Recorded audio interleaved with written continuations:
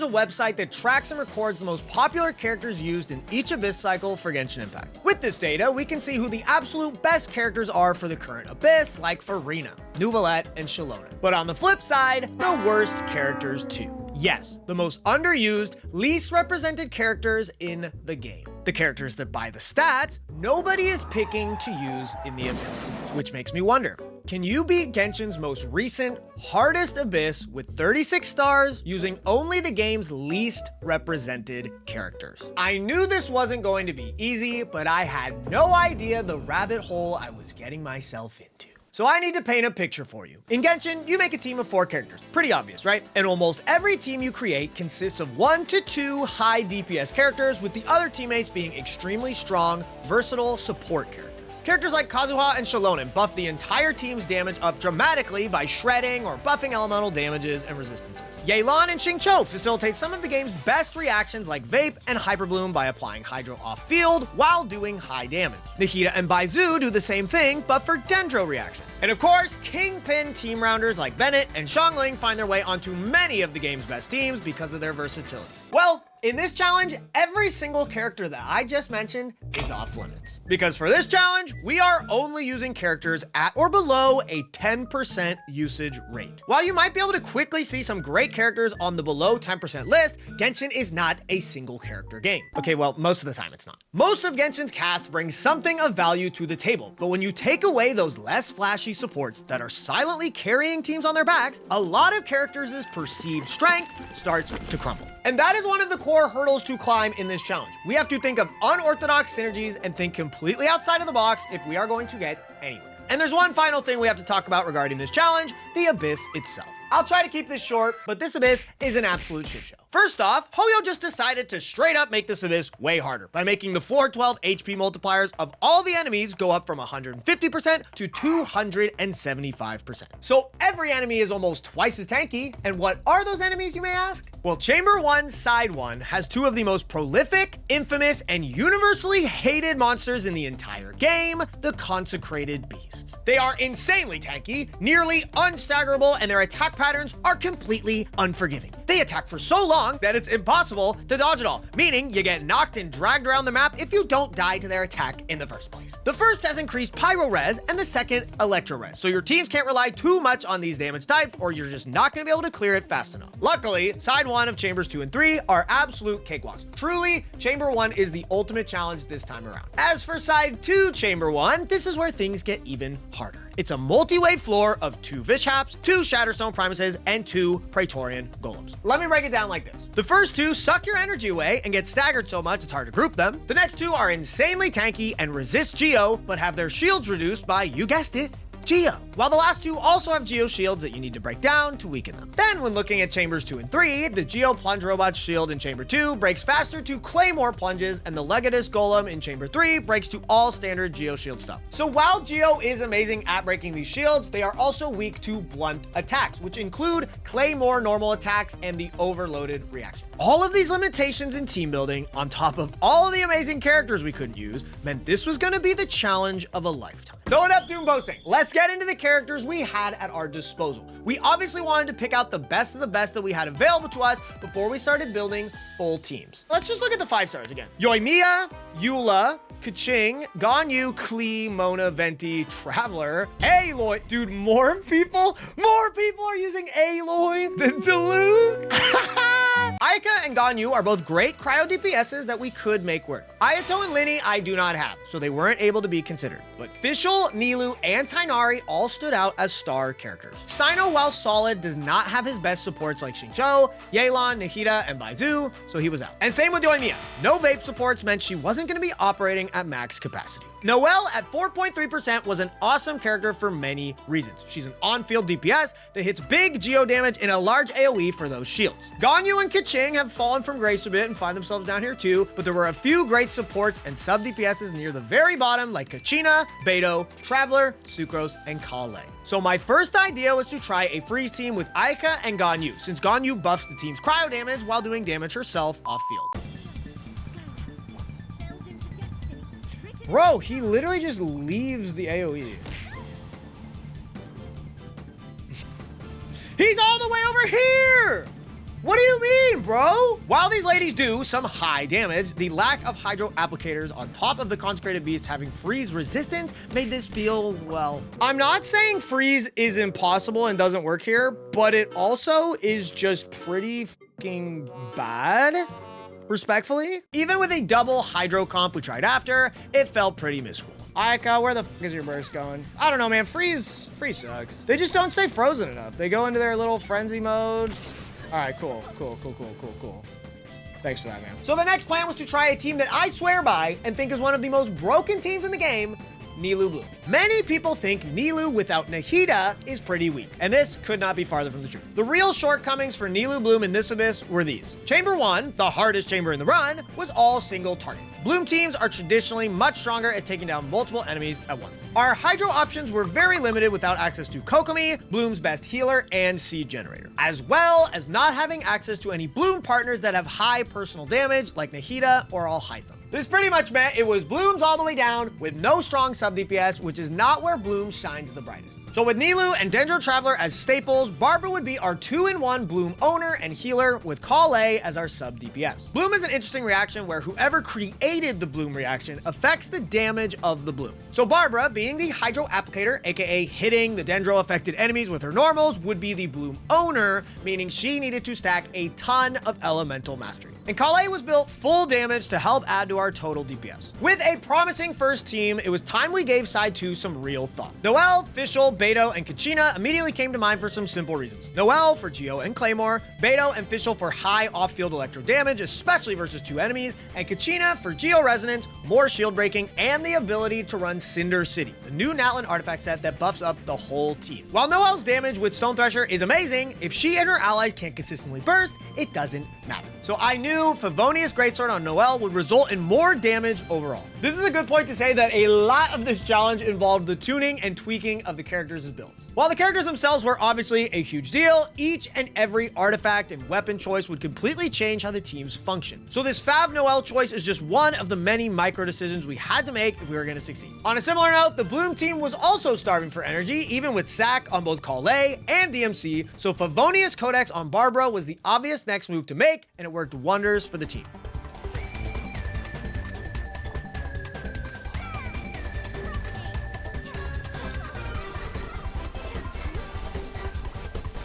Boys, this run's good.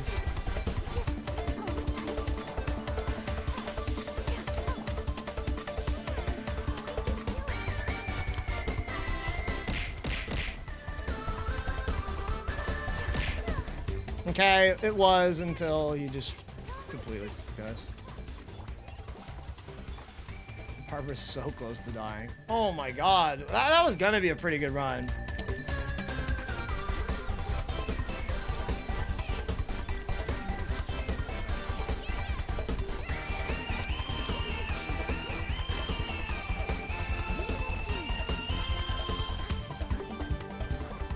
Yeah, I mean, that was definitely better. The first team, we can, like, definitely shred some time off. I think. Come on. With the blooms. Team, not bad.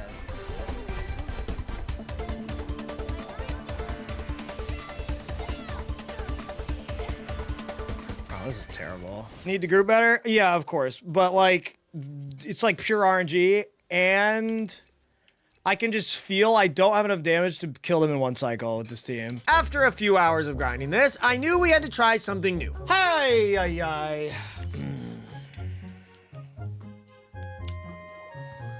Let's reassess. We started to get a little experimental, like with this Eula team here.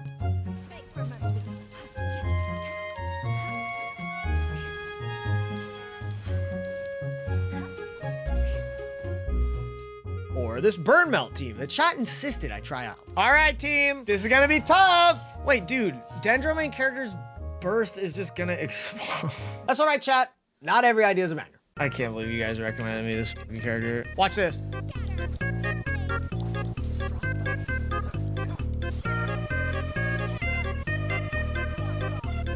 Rosaria's burst completely missing because, you know, we're against the Consecrated Beast and all. And finally, I decided to mess around with some Keqing Tighnari Aggravate teams, which on paper is a very strong team comp. But Fischl really kept this team together as the glue, and by taking Fischl off the bottom team, they were struggling to accomplish anything without her. Yo, can I have a fat proc? That'd be cool. All right, cool, thanks.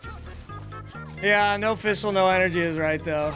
That's just facts. So after a 5-hour stream of constant brain racking and ramming our heads against Chamber 1, I decided to wrap things up and give it another try tomorrow. But all right, chat, that's gonna do it from your boy. Today was a long stream, but we definitely figured it out.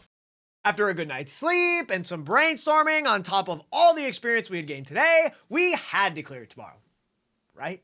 It was now day 2, and after all of yesterday's attempts and then starting this day messing around with Tighnari Keqing stuff again, I came to 2 conclusions. The first was that Nilou Bloom was going to be our best bet for Chamber 1, hands down. It was getting clears averaging about 1.5 minutes, which is exactly the pace for 36 stars. So by slowly tweaking the characters, the builds, and just getting better at fighting the beasts, I knew it had what it took. Which brings us to the other conclusion. I knew Fischl and Beto were the keys to winning on side 2. The way they synergized together was just too much damage to leave off the table. Beto shines versus 2 targets, so she was amazing in the Hell Chamber, Chamber 1, and Fischl does a ton of damage too, but most importantly, generates a ton of electro particles for herself and Beto, who needs them desperately. But the 2 other slots on this team still had a lot of weight to carry since Beto and Fischl weren't enough alone. And whoever those 2 slots were, we had to make sure they worked with our duo. I tried running Noelle on Stone Thresher again against my own recommendation of yesterday, and yeah, we learned what we already knew before. Fav is king, we need the energy. And as much as I love my chat, they did continue to recommend Yao Yao Candace over Barbacale, so I switched to it for a bit just to prove to them it was a worse team,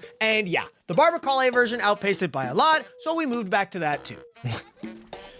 This is so much worse. The first rotation we did was like, it felt like legit perfect, and the second one wasn't even that bad, and homeboy has so much health. I can just tell right there, I don't need any more, I don't need to play that anymore. I hope that you guys will trust me that Barber's better. But at a point, I decided to switch it up and use Goro instead of Kachina. The benefit to Goro was that he would buff up Noelle's damage quite significantly while also generating more energy for her, but it was at the cost of Fischl and Beto's damage since Cinder City is so strong and it's absent without her.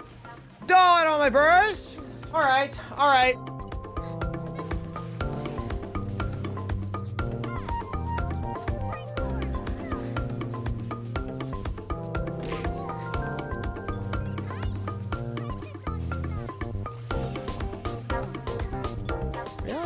That sucks. That's all right. After dozens of attempts, I tried a few more things. I switched Barbara's build to have healing bonus for survivability and played around with Beto's weapon of Serpent Spine versus Beacon, but they both didn't make a big enough impact and we were still failing to complete the goal.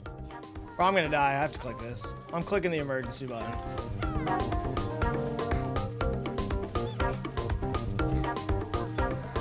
F my dude, this guy is just insane. He just never fucking stops attacking endlessly.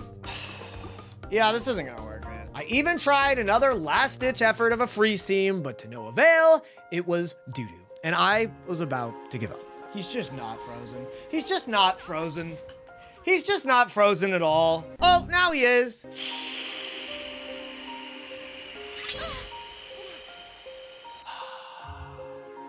Eakes looks so dead inside. He's not dead inside.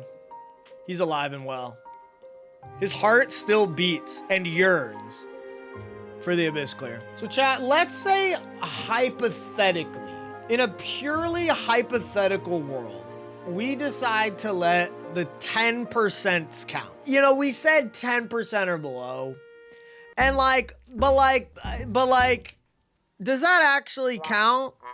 You know? Like if we had Albedo and Jeffrey. They're not gonna, are they even gonna make a difference? Are they really gonna actually even, we could try. We could try. So yes, after 2 full days of attempting this ridiculously hard Abyss clear, we decided as a collective to allow the 10.2% usage Chevreuse to be allowed. Oh, and Albedo too. And yes, while Chev is an amazing character, was she really going to be enough to save this run?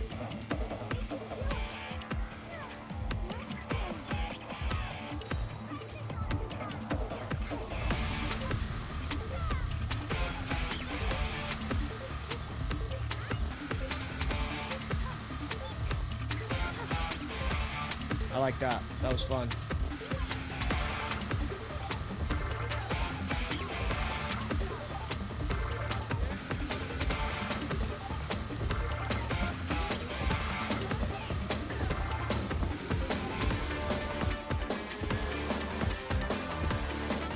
Dude, they melt so fast if I have everything up. Oh man, I feel so close. Let's give it like 1 or 2 more college tries.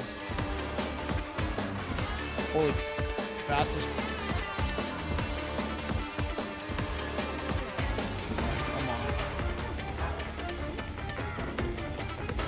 Dude, I don't know what happened at the end there. You ready, Duluth? You dusty ass character? Let's go.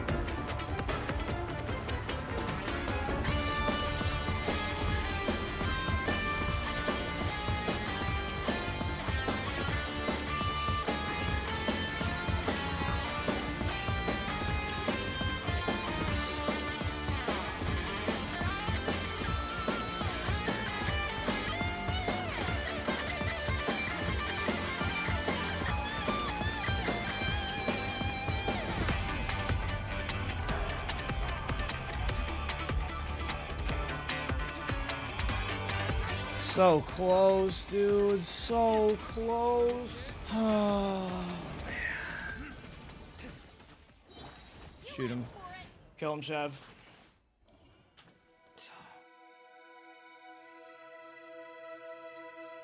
Homies. I gotta know when to quit. So after everything we tried, all the hours, and even with Chev in the mix, I decided to throw in the towel.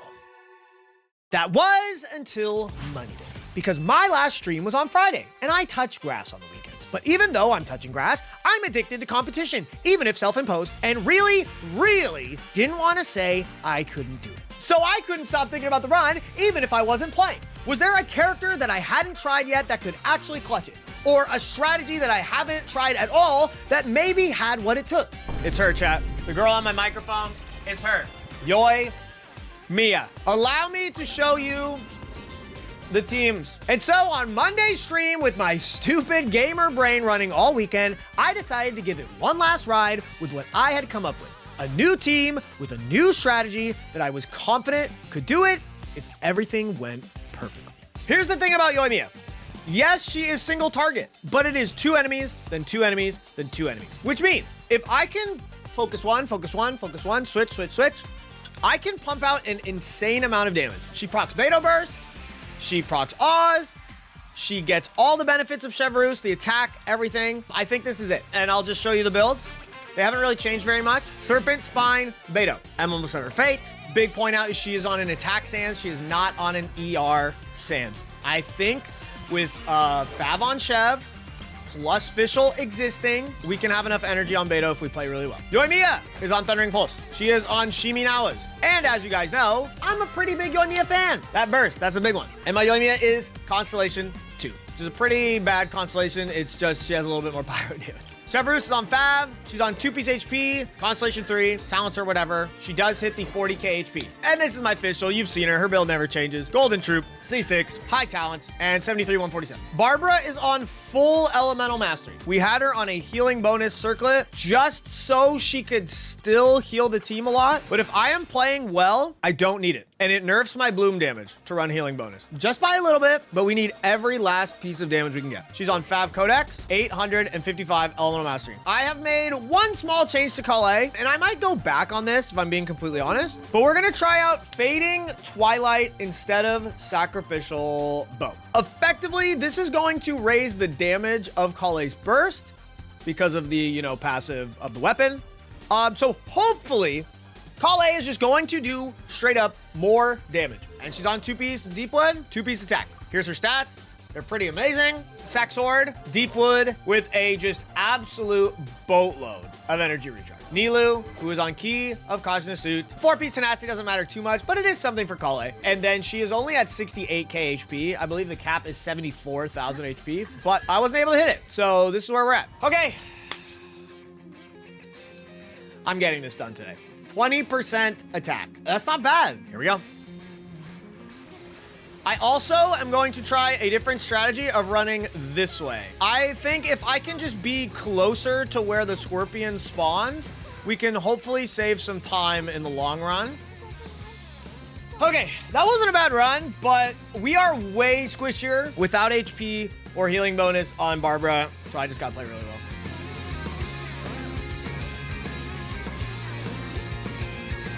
well. Oh, come on. Oh my god, this clear is really solid.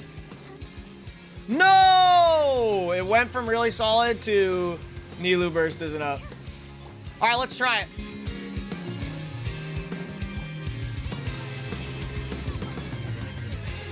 Okay, here we go.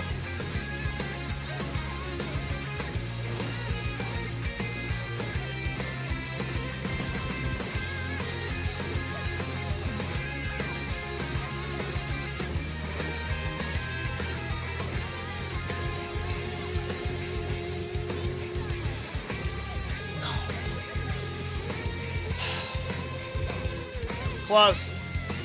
Close! Close! Head in the game, chat. I just gotta lock the f in.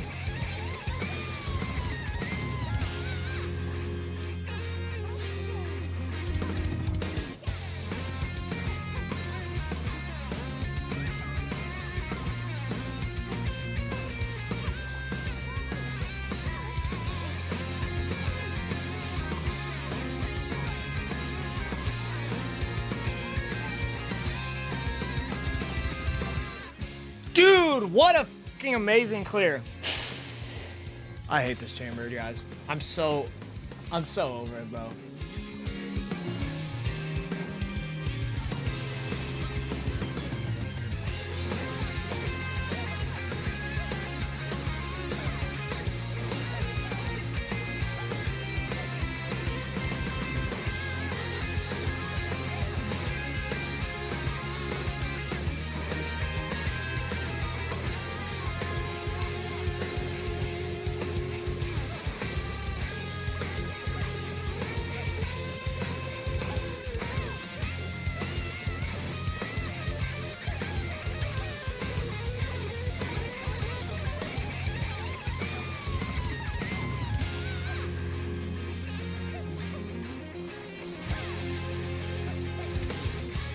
Yes!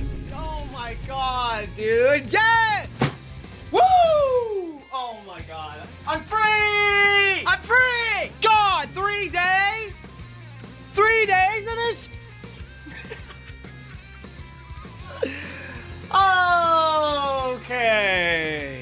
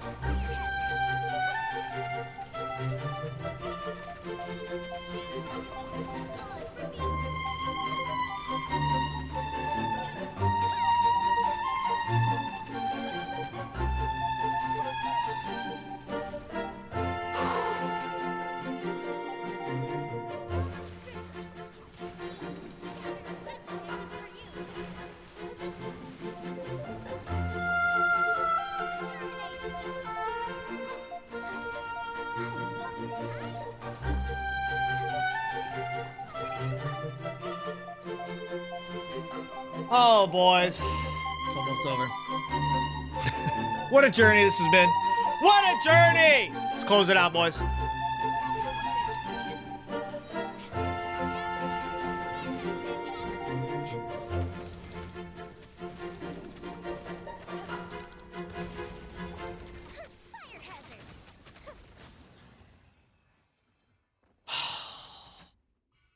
I'm free from this. This abyss is not kind. Oh, we freaking did it, bro. With one of my favorite characters too. Let's go, Yoimiya. Can you believe how easy the rest of the abyss is after you clear that stupid ass chamber 1? Oh my god. But there it is, chat. We had to make the ever so slightest exception of allowing Chevreuse. But chat, I actually found something. It's another Spiral Abyss stats website, and Chevreuse is at 8.6%. It was allowed the whole time. Thank you, Sealy.moe/abyss. Guys, everything was fine. Simple. So, I mean, guys, is it really a scam? I think we did. I think we did it, baby.